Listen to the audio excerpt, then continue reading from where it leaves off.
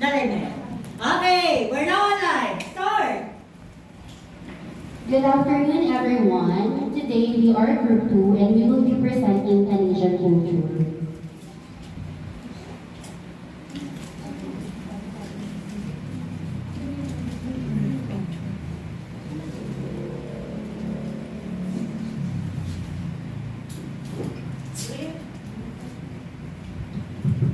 Brief book, the Canada is a country in North America.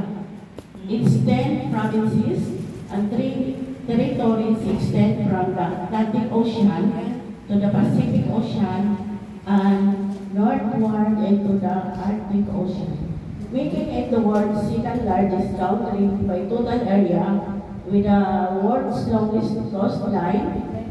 Official name, the Canada. Form of the government is federal.